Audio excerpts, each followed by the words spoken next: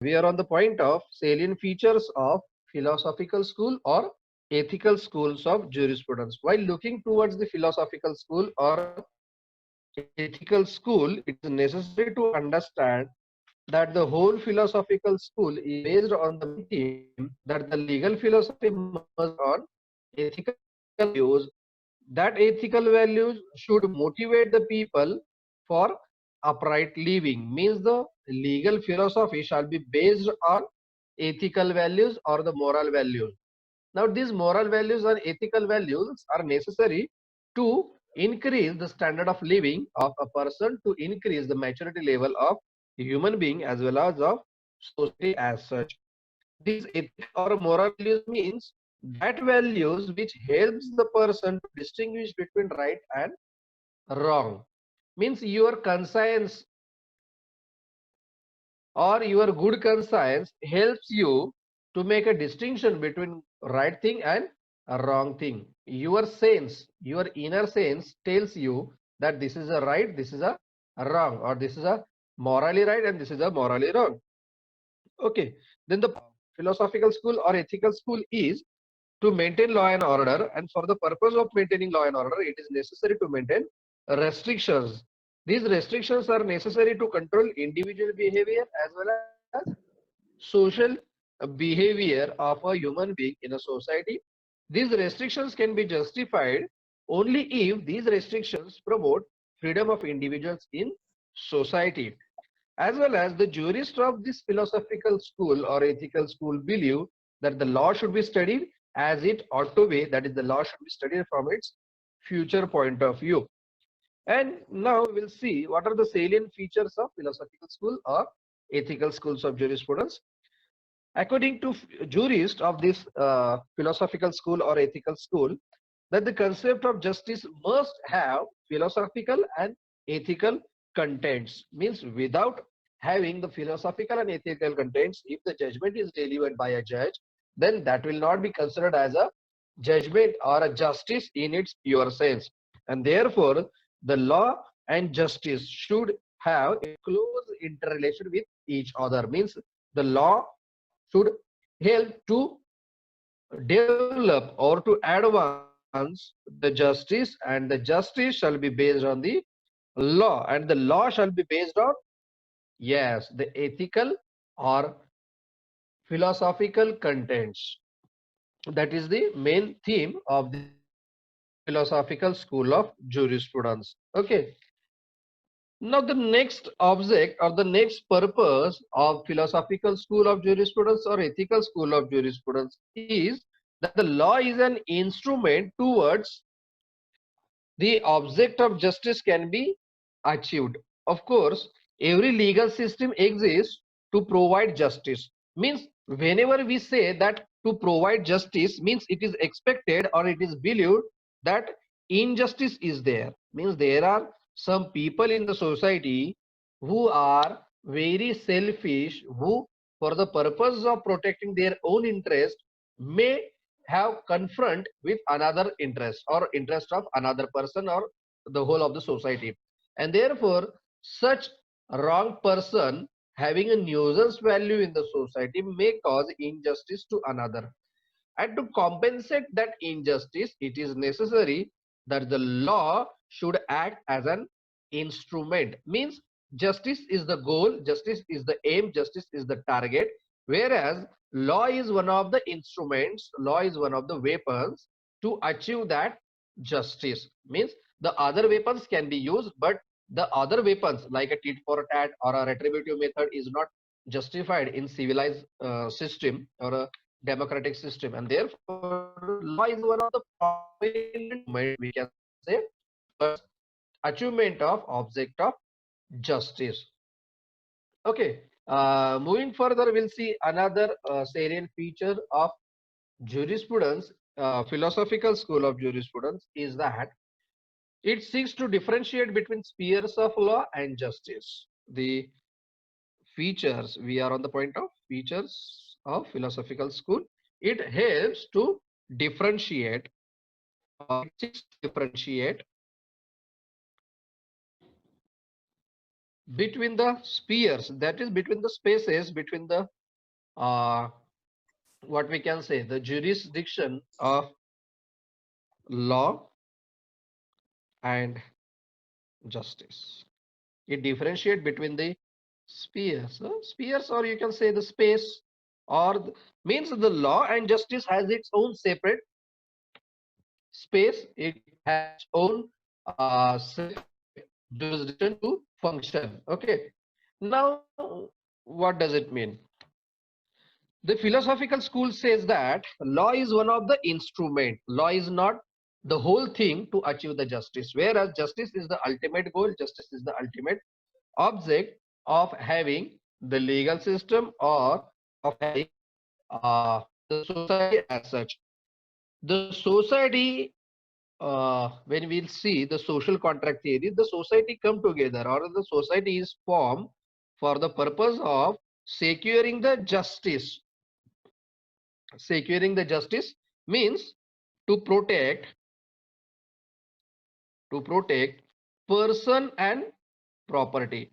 Person means the human body or the body, and property means any movable or immovable thing which is possessed by that person or by that society.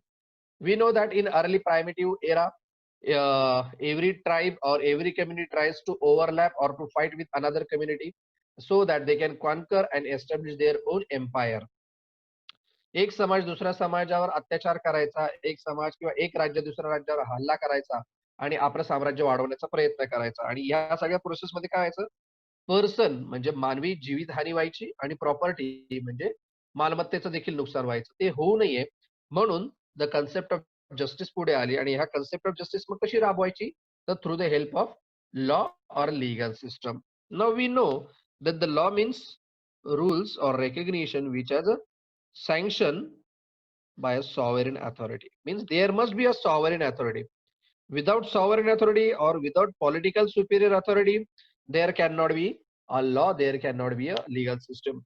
But this may happen that this sovereign authority or political superior authority may tend to be corrupt, because the power corrupts and absolute power corrupts absolutely. And therefore this law may cause injustice. This law may cause injustice. Instead of removing the injustice, instead of eliminating the forms of just injustice, the legal system or law may develop, may contribute towards the injustice. And therefore that law cannot be considered as equated with the justice. The law is one of the instrument. Constitution is one of the instrument. Constitution of India provides that this constitution is there to provide justice, political, social and economic in nature. Means the justice is the whole another thing. And this was developed, this was propounded by the jurist of philosophical school or ethical school. I hope you are getting the point which I'm trying to put with you. Then the next is it attempts to highlight the ethical significance of legal conceptions.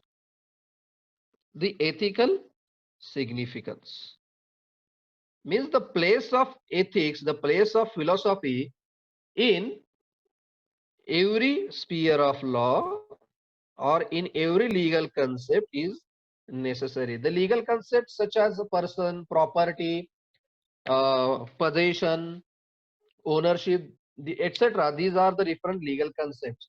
All these legal concepts must have their foundings, must have their basis in the ethical or philosophical substance or ethical or philosophical norms as such. Without having means त्याचा जो काही आधार आहे, सगळ्या लॉचा जो काही आधार आहे हा ethical concept आहे. कारण माणूस आहे तर त्याला कामाचा आहे, तर माणूसच नसेल तर त्याला लॉ काही कामाचा नाही. आणि म्हणून human being comes first, then his human mind, his human consciousness, his good consciousness, his attitude toward the just, fair and equitable nature, then it comes the law. Means the law and human being, in between these two, the ethics or the philosophy is one of the important criteria. And therefore the all laws which are made by the human being must have their foundings on the ethical concepts or the philosophical concepts. Okay, now what exactly the ethical concepts or the philosophical concept, as we have said earlier, it cannot be defined in a very short wordings, because these ethical principles, there is no fixed criteria to decide the ethical or moral uh, what exactly the ethical or the moral values are. They are universal in nature. It can be said that they are universal in nature, and therefore it can be found in every legal system or every human being. Being a human being, every person has certain ethics, every person has certain ethical norms of his own. Okay, then moving further, the ethical or philosophical school considers the law as the means by which individuals' will is harmonized with the general will of the community. Okay, the believers, the propounders of this theory do believe that law is one of the means, law is one of the instrument, law is one of the instrument, or it is one of the medium, it is one of the means or the thing by which the individual's will, the will of individuals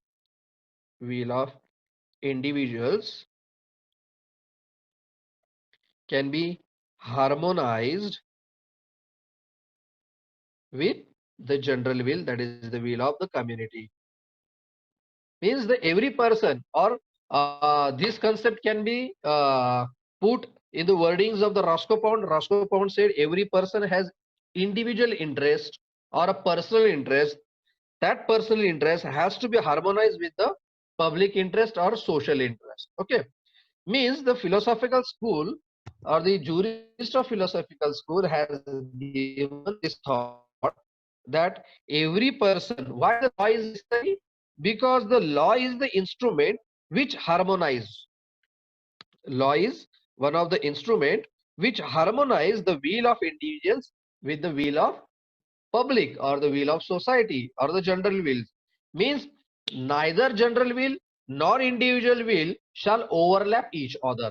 Means the rights of the individual as well as the rights of the community shall be harmonized, shall be compared, shall be taken effect at the same period of time, or simultaneous effect shall be given to both individual will as well as general will. म्हणजे individual will जर आपण म्हटले तर fundamental rights part 3 of the Indian Constitution. General will जर आपण म्हटलं तर part 4 of the Indian Constitution, that is the directive principles. Neither the fundamental right nor directive principles are superior or inferior to each other, but they both, that is a fundamental right, here we'll say the fundamental right as well as directive principles of state policy shall be supplementary and complementary to each other. They shall not overlap or they shall not fight or confront with each other. This is the job of law. Okay, according to philosophical jurist. Then according to jurists of philosophical school said that the object of jurisprudence is to secure liberty to the individual for the attainment of human personality. It is in this sense that philosophical jurisprudence became the common ground of moral and legal philosophy of ethics and jurisprudence. What they have said that according to the philosophical jurisprudence, the common ground of moral and legal philosophy and of ethics and jurisprudence. This a philosophical school of jurisprudence, this philosophical or ethical jurisprudence or the school of jurisprudence helps to synchronize or to achieve the moral and legal philosophy as well as ethics and jurisprudence. Means all the things are interrelated with each other, as we have seen in our unit number 1, that the jurisprudence shall have to be studied in correlation with other branches of social sciences like ethics, sociology or psychology and etc. Means we cannot segregate or separate, or we cannot study the law in its isolation, but it has to be studied in consonance or in the light of knowledge which is derived from the other branches of knowledge or other branches also.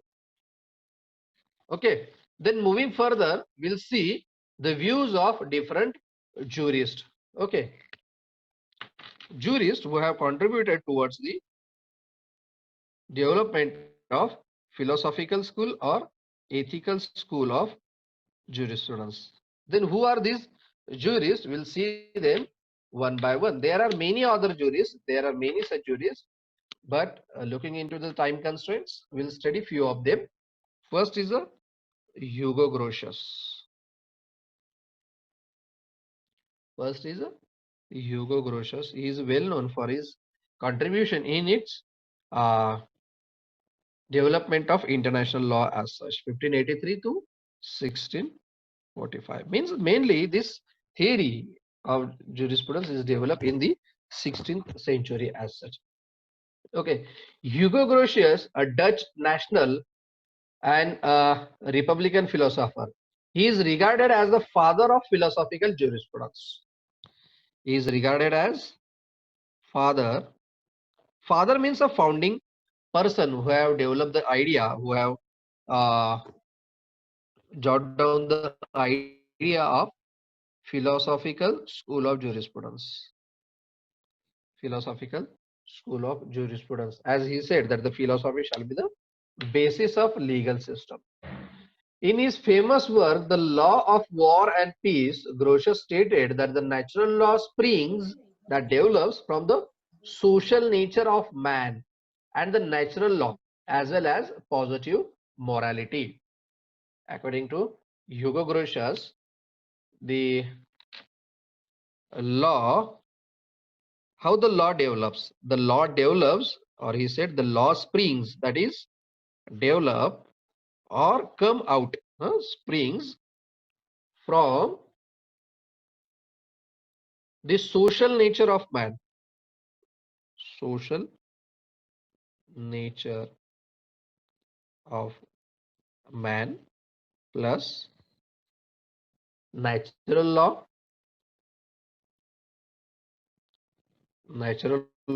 and positive morality.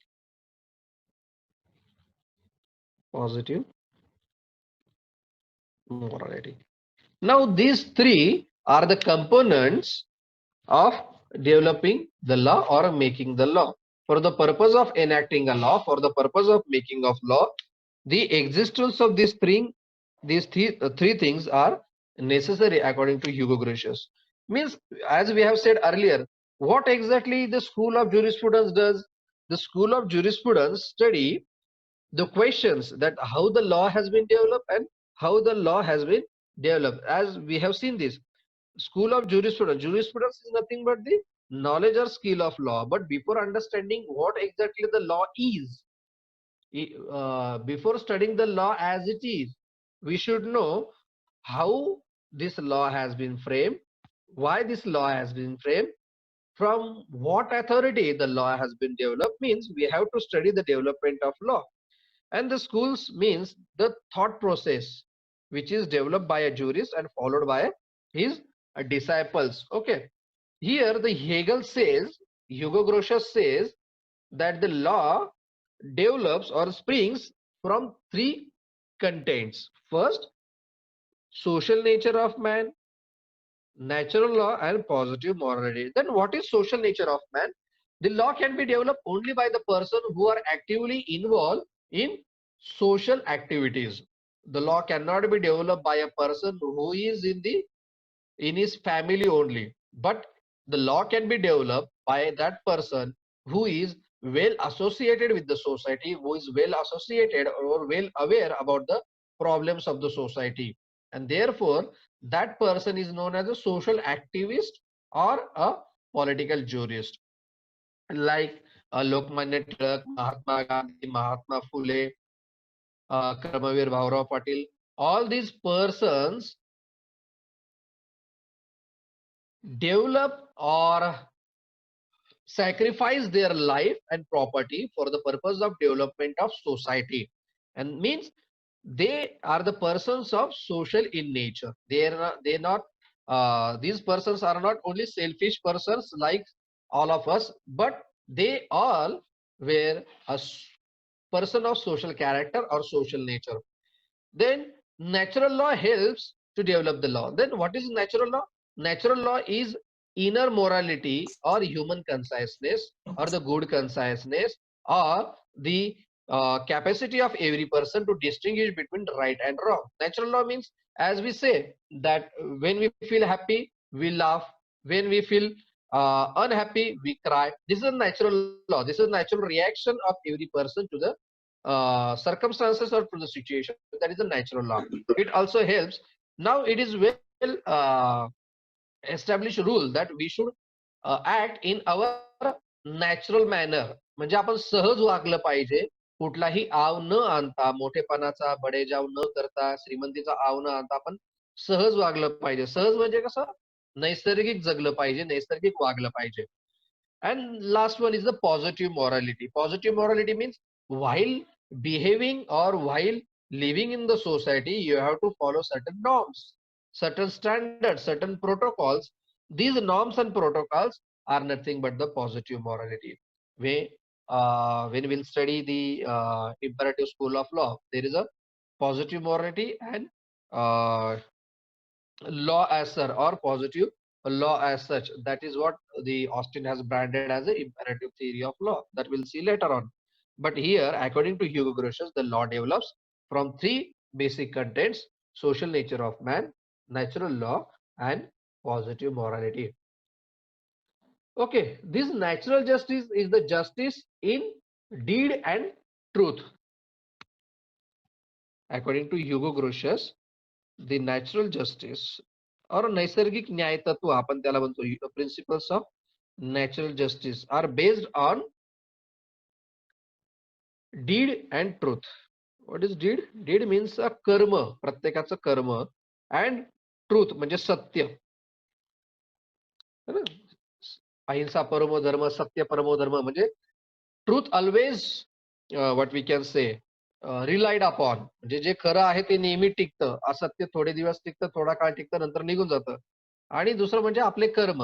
The whatever things which we have did, we have to pay for it or we will get जे आपण दुसऱ्याला देऊ तेच आपल्याला मिळतं. म्हणजेच काय, the concept of justice is based on deed and truth according to Hugo Grotius.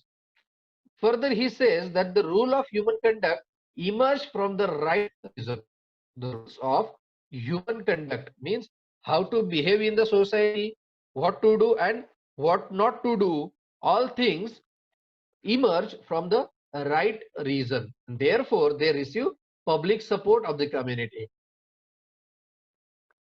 The real sensation behind these rules is not the coercive force of the state, but the senses of public disprobation.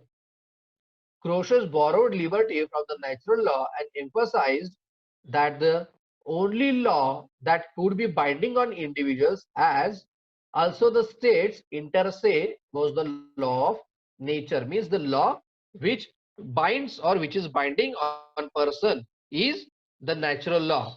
It is binding on human being or a human person as such, as well as upon the states as well. Means according to him, the law of nature, this is the philosophy, therefore this is branded as a philosophical school.